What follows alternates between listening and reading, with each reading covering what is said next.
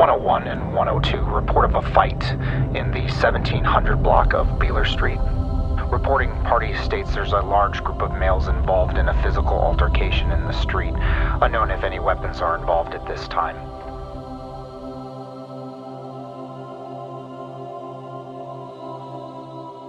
Well, first of all, I think most people are in shock. It's something unexpected to them, and they have emotional response.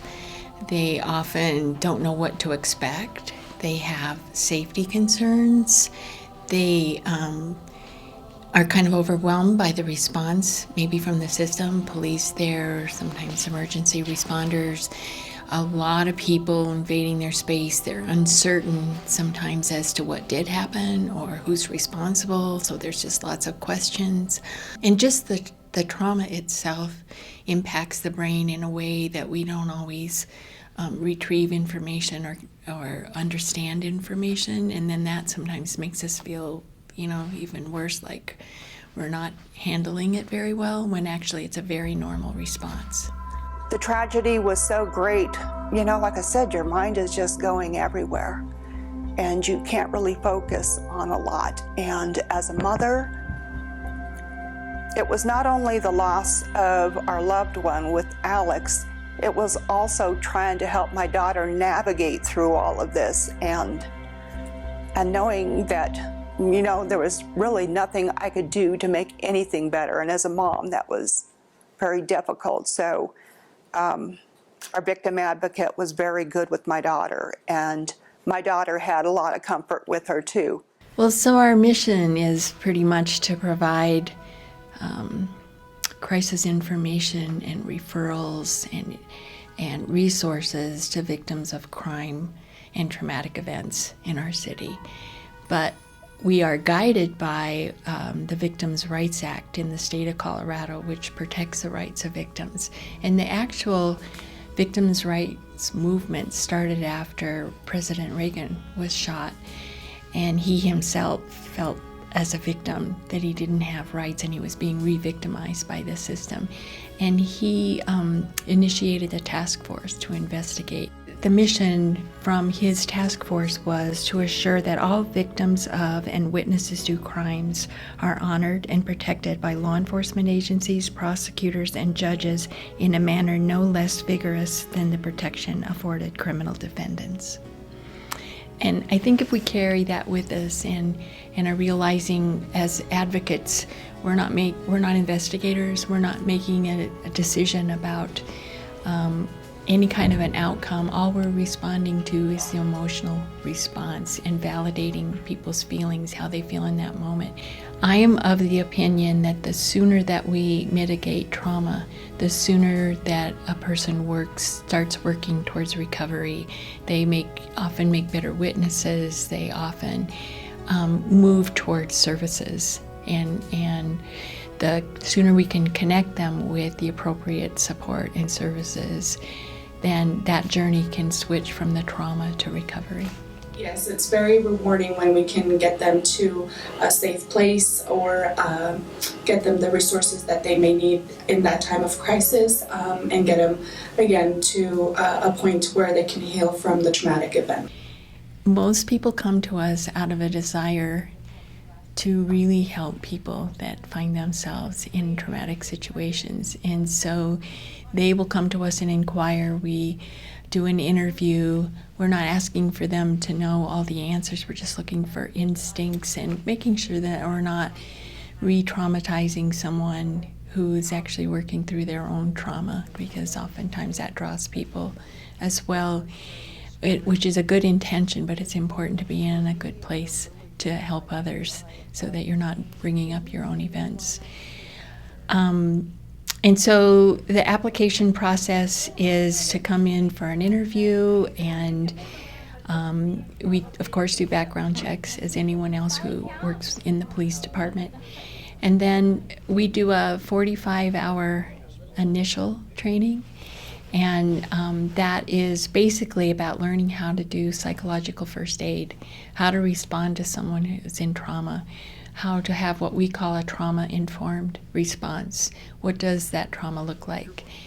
And then the other piece of that is, that they know what other pieces of the system are doing while they're there, so they can help explain a process, so they can help normalize. There's something very special about the volunteer victim advocates and the victim advocates here in Aurora.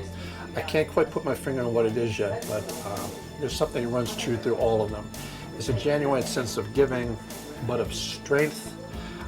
And we had a speaker that said when she first met Carol, she felt caring, compassion, and a connection.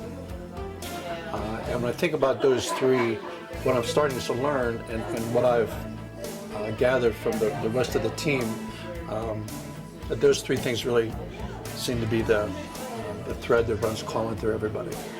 We've just finished up a new class here. We get training. We have officers come and talk to us about traffic, homicide, crimes against children. Tonight we had somebody come in and talk to us about suicide. We learn about the crisis intervention model. We learn about grief. I mean, they take you through just about everything you could possibly need to be able to do what we do. And one thing I do love is you don't have to go out by yourself.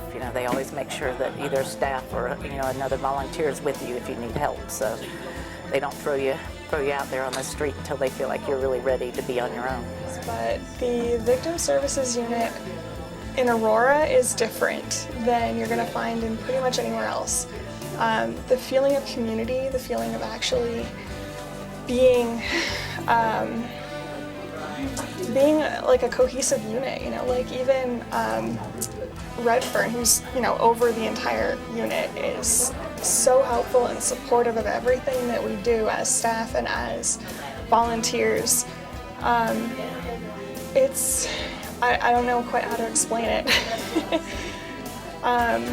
but it's really a joy to be working here. So I'm actually considering staying in Colorado based on, the fact that I love working here so much. The Victim Services Unit is an important partner with the Aurora Police Department. We count on them to be there for our victims of the most serious crimes. Whether it's a actual victim of a crime, or a family member, these folks provide the light and the path for healing, providing those victims with the necessary resources to move forward in as healthy of a manner as possible. We encourage you to become part of our Victim Services Unit. I think you will find this unit to be top-notch and absolutely the best in the country. Thank you. The most important thing that our volunteers do is bring a presence that is there completely for the victim's emotional response. They tell them right away that they're a volunteer, which has a powerful effect on somebody to think, you volunteer to come out and do this, be in the middle of the night with people in their worst moments. That's a powerful statement of commitment to serving your community. And then I can't overstate how powerful this volunteer team is. We could not do the work we do without them. They bring a diversity to our team.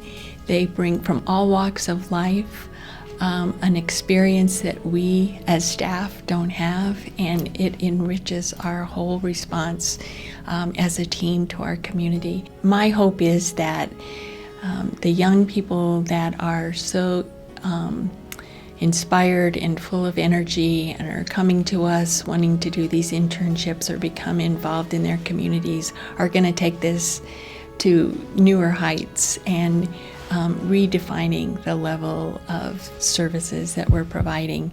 They helped our family out of the most tragic crime you can experience. They were present.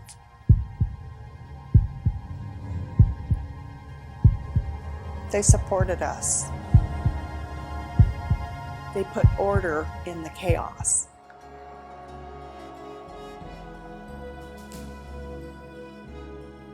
And they did it willingly.